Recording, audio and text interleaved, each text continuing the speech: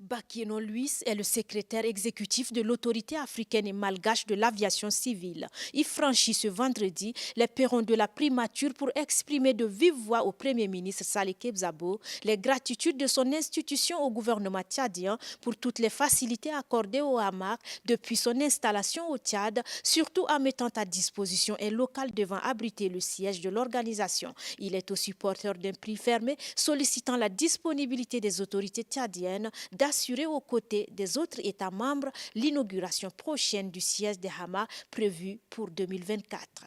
Nous avons aussi profité de cette occasion pour démontrer donc au Premier ministre les activités déjà réalisées par les AMAC au niveau du Tchad.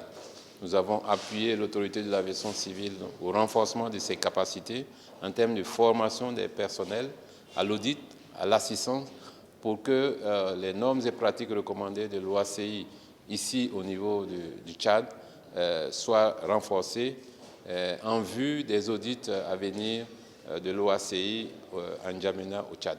Peu après le départ du secrétaire de l'autorité africaine et malgache de l'aviation civile, le Premier ministre Saleh Kebzabo reçoit une délégation de la Fédération des organisations des producteurs de semences du Tchad. Accompagnée des experts français de la Chambre d'agriculture de Souané et Loire, la délégation est venue présenter au chef du gouvernement un projet d'élevage porteur d'emploi. Elle se démarque par ses méthodes innovantes et pratiques qui diffèrent de la traditionnelle transhumance pastorale. La délégation est venue proposer au Premier ministre l'expertise de leurs partenaires français en vue de révolutionner le secteur de l'élevage pour une croissance économique plus fructueuse et inclusive. Ce programme créateur d'emplois et de la richesse est apprécié du Premier ministre Saleh Kebzabo qui n'a pas hésité à leur exprimer le soutien de son gouvernement. Le président de la Chambre d'agriculture de Souané et Loire, Bernard Lacour, parle d'un partenariat basé sur le développement durable.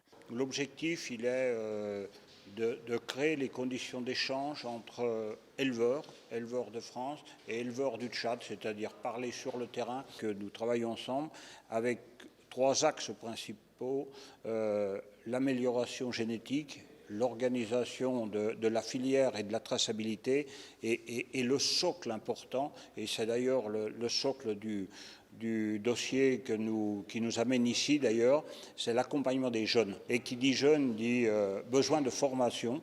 Donc voilà, c'est là aussi d'apporter notre expérience avec nos outils, avec nos connaissances. Pour le président de la FENOPS, Ahmed Moussa, avec ce réseau de compétences, c'est un nouveau modèle d'élevage qui sera expérimenté. Notre ambition est de faire du Tchad un pays d'excellence sur l'élevage.